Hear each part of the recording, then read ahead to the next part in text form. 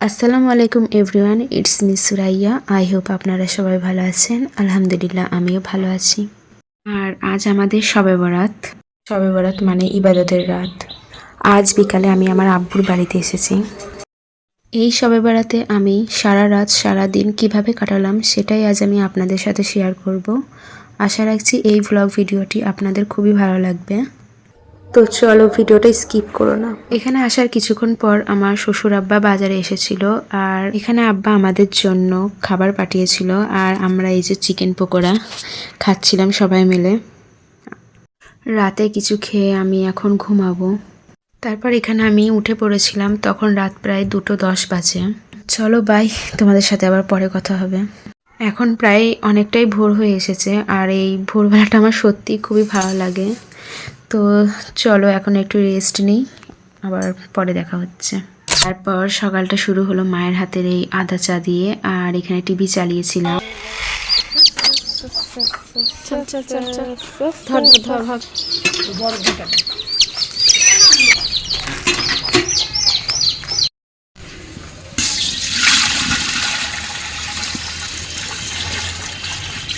আজ প্রায় সন্ধ্যার দিকে আমি চলে যাব, তাই মা আমার জন্য বিরিয়ানি রান্না করবে বলছিল।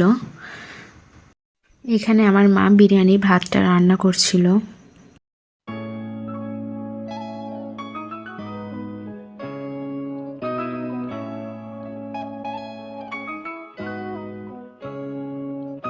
এখানে আমি বিরিয়ানি মশলাটা ব্লেন্ড করে নেব। বিরিয়ানিতে বিরিয়ানি মশলা ছাড়া বিরিয়ানি একদম অসম্পূর্ণ।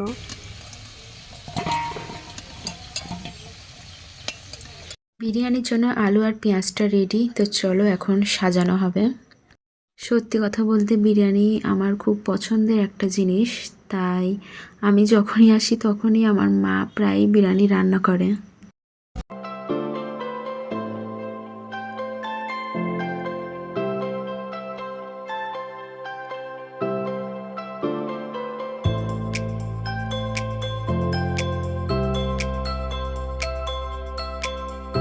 প্রায় অনেকটাই সাজানো হয়ে গিয়েছে, আর এখন দমে দেব। সত্যি কথা বলতে বিরিয়ানিটা খুবই টেস্টি হয়েছিল। এখন রেডি হয়ে নিয়েছি, এবার যাব বাড়ি। বাড়ি এসে দেখি বাড়িটা সুন্দর করে সাজানো হয়েছিল, কারণ আজ শবে বরাত। আমাদের ঈদ আর মাত্র কিছুদিন বাকি। তো ভিডিওটা আজ আমি এখানেই শেষ করছি। ভিডিওটা ভালো লাগলে লাইক, কমেন্ট, শেয়ার অ্যান্ড চ্যানেলটি সাবস্ক্রাইব করে দেবেন। ভুল ত্রুটি হলে অবশ্যই ক্ষমা দৃষ্টিতে দেখবেন। আল্লাহ হাফেজ।